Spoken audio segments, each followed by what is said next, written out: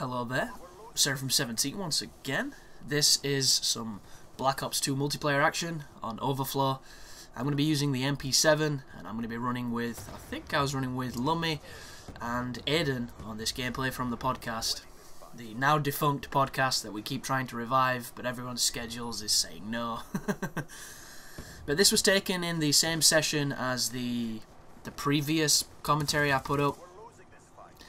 I just haven't really put that much up recently, and it sucks. It does. I'm not in a Black Ops mood at all, and it's a big shame because this game is great for all intents and purposes. Sure, the connection is terrible at times. It can be really annoying, but for the most, it's a perfectly competent, enjoyable game, and I'm just not feeling, you know, Call of Duty at this moment in time. It's not the game that I want to play, and it's kind of frustrating because Aiden is super deep at this moment in time thanks to his schedule. He's way in on the playing this game online, and I really should try and change that so I can play with him, because it is fun and I do enjoy the gameplays. I do enjoy, you know, getting a gameplay and doing the play-by-play or whatever topic I want to talk about.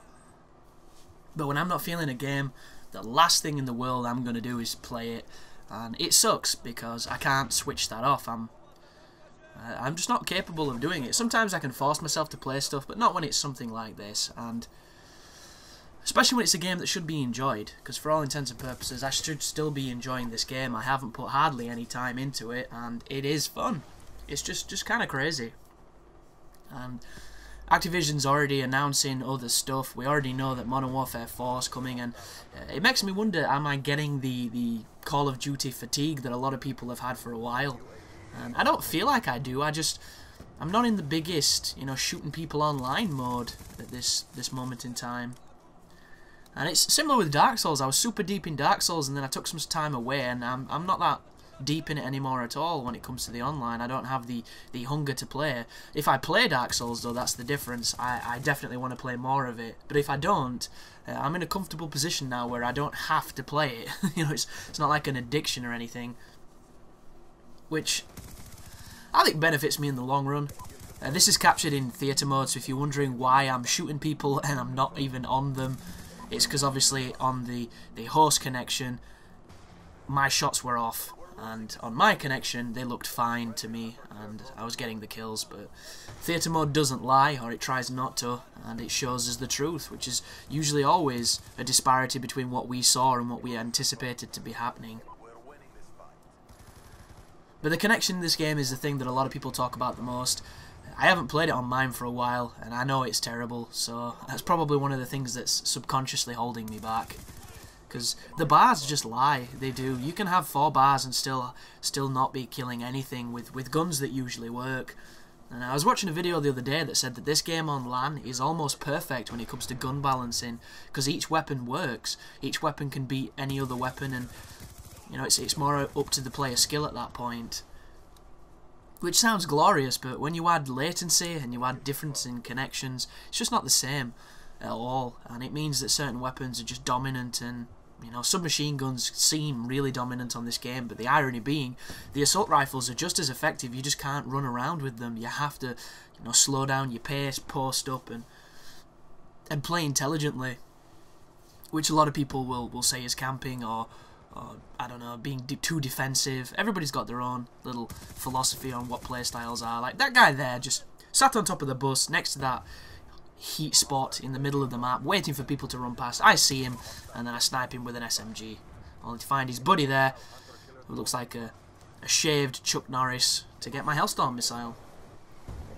And air support on this map is generally decent, but you'll notice my buddy Lummy's calling in lightning strikes and killing all the potential prey, which I remember scorning him from at the time, which I usually do. Lummy! I usually do it in that voice as well, when he's stealing all the kills and he's playing a bit too well. Well, there's a lightning strike dropping on those 2 guys camping in the window. That is the best thing about that window. You can hit it with grenades and airstrikes, which is nice.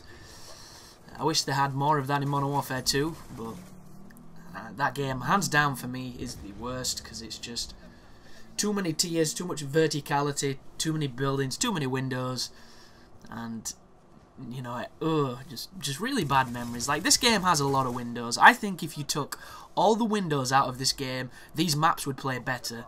Because it would literally be you fighting people on the same level as you. There'd be none of that nonsense of some dickhead up in a little shitty corner shooting down at everybody fighting. And that's why people remember Call of Duty 4 so fondly. Because aside from a couple of instances, the maps were flat.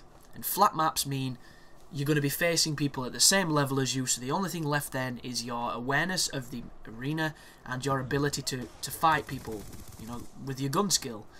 And I think that's what made it a lot more fun. And if anybody was in one of those cheesy spots, you always knew which one it was, because each map had one or two. Like on Downpour, there was that turret balcony next to the big factory. You know, on Block, there was the second stories in both the houses that all the snipers congregated on, that I used to love flanking and killing that way, because they were all fucking morons. You know, there was a lot of things like that. I think it was Strike, where there was the cafe window, the second story above the garage area. You know, every map had something you remember. This map has got a lot of them, which makes it more difficult to keep up, and Modern Warfare 2 was just too filled with them. But here's me doing some long-range shooting with the MP7, which is not a good idea now that they've added the recoil and the fact that, you know, it's a very sensitive gun over range. You have to have some serious control of the recoil or just serious gun skill, and I don't play this game enough to have that serious gun skill. I have my moments, and I also have moments where I wonder what the fuck are my fingers doing. But I think it's an even balance, and I think it keeps it exciting, because you're not going to see the most ridiculous Call of Duty gameplays on my channel, because that's just not who I am.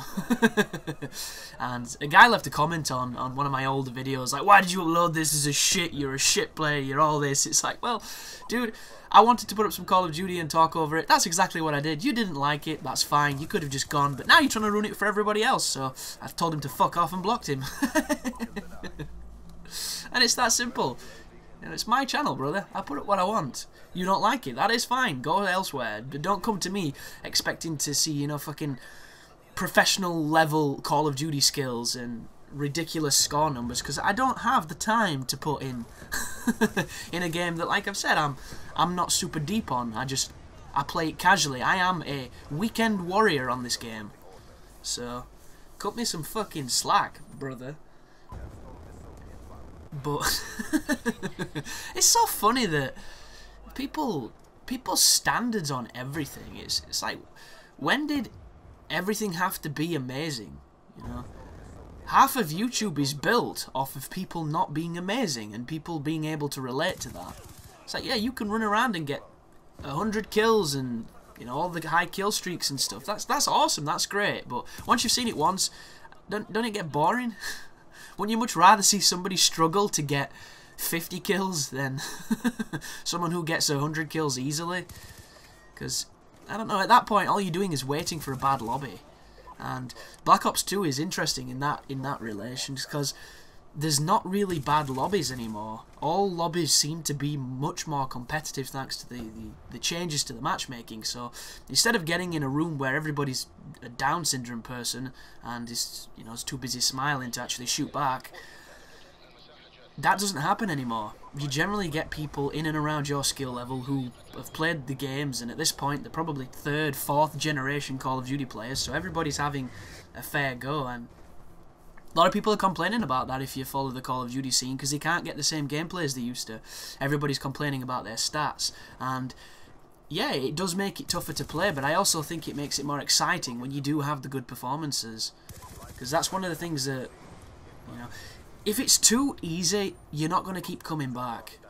Don't get me wrong, I love it when I get in a lobby where the people aren't quite as competent as I am, so I can just run around terrorising them, but you can't expect that every lobby, because it's just not how it works.